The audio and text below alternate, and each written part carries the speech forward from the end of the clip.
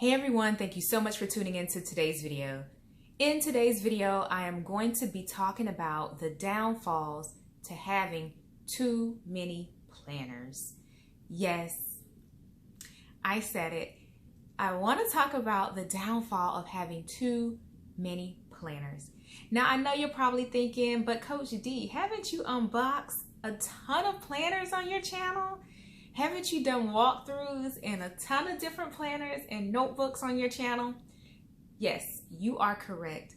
But I want to share with you just some caution before you go out and invest a lot of money on a lot of planners, because trust me, they are not cheap. But first things first, if you're new here, hey, welcome. My name is Coach D, and I enjoy all things planning. I share pieces of my life with the hope of helping you to balance, grow, and succeed in yours. All right, so a part of that does include planning when we talk about balance, growing, and succeeding. I believe if you have a clear destination, a clear vision in front of you, and you plan your action steps, you will be able to get there and in turn succeed. But I really want to talk about how we get there. And sometimes we think I have to, overthink, I have to plan, I have to be very meticulous, I have to do this, that, and the third, and that's all great. But sometimes it can lead you to a place where I almost found myself, which was having so many planners that it started to get confusing. So that's downfall number one. It can get confusing when you have a lot of planners. So for example, I had a Christy Wright planner that I wanted to use for my business. I was really excited about that planner. I have to do an update video, but that planner was not well made. It just crumbled to bits. Like the panel started to warp, the rings, they started to expand, maybe, I don't know, but the planner, it was not well made in my opinion. That's my experience with it. The planner did not hold up. And then, as I talked about in my unboxing video, the boxes were really small. So as my business started to kind of grow and evolve and things like that, I really couldn't accommodate the space to be able to write down what I wanted to write down on a weekly or monthly basis. So although I did enjoy the concept of the planner, I didn't enjoy the planner itself. And that's that on that planner. But back to point number one is that it can get confusing. So I found myself sometimes writing notes because something would come to mind. I would write the note perhaps in the Christy Wright planner or the budget planner, and it was something for my kids' schedule, which I intended to go in another planner. Or vice versa. I could be planning my week and then I think of something for the budget and I would just jot it down right there, and then I would forget to transfer it over. It just got confusing and it was just a whole mess. So that's one of the downfalls of having multiple planners. You can get confused about what goes where, and sometimes you have overlapping things. So for example, we bought our kids a bounce house for the house and that had a budget. So, kind of tracking when it would get here, writing that down in like the lifestyle plan or the family plan, and then it has a budget implication. So anyhow, how do you handle the overlap when you have so many planners? It can be confusing.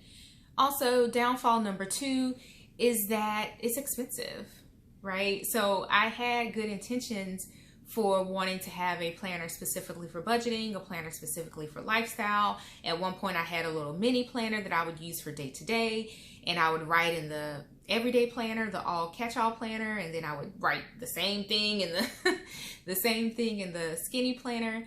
And so that has a cost. It adds up.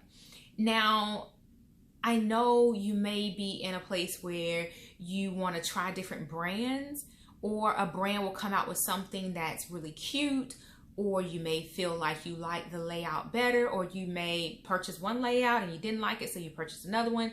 That all adds up, right? It can get really expensive trying to chase these paper planners. Also, point number three is that it really takes a toll on your productivity. Like, are you really being productive just because you're writing things down in 5 different planners? I think that's your time That's your time that you could be using on actually executing something that's going to help you, or that's going to allow you to spend time with your family. So does it really help productivity? I don't think so. I think having one catch-all planner for everything is beneficial, and maybe having one subset planner for something more specific, no more than two. So for example, you could have one family planner that's kind of like a catch-all. So for me, it is the Simply Yours Day Planner. The beauty about this planner is that you can get an undated version of it, and you can start the planner, or you can start the planner whenever. It's not undated. It is dated, but you can start it wherever. So it's helpful if you want to pick up something as like a one planner catch-all place that you go to. And that's what this planner is for me.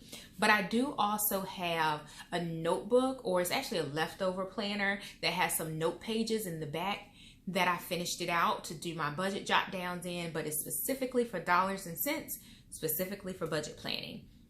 And I also have my Arvista planner that I dabble in here or there just for business notes. But most of the time, or some of the time, high-level business notes go in here, especially if it's like an appointment or something that's not like a business goal specific. I'll jot it down in here, but my goal specific tracking, I like to leverage this, and also sometimes for my self-care notes and things like that. Also for videos, I'll use this one for videos if I'm doing just kind of a quick how-to video that I don't want to go into detail of my personal life, which is what this planner is for. If it's just for demo purposes, I'll maybe use a spread in this particular planner because it is for my business planner and this is my business.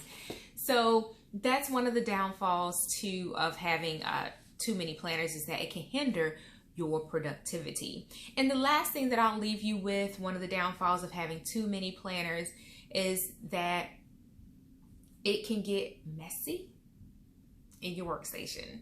So think about it. If you're at your desk and you have a planner for your day-to-day activities, and then you have another planner for your business, and you're at your desk and you're just flipping through multiple planners, it can be disorganizing, right? You can't think clearly if you don't know how to quickly pinpoint the things that you're looking for.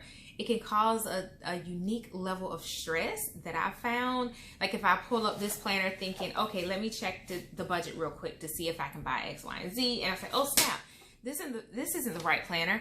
Let me go to this planner, and then you're fumbling through another planner trying to find what you're looking for.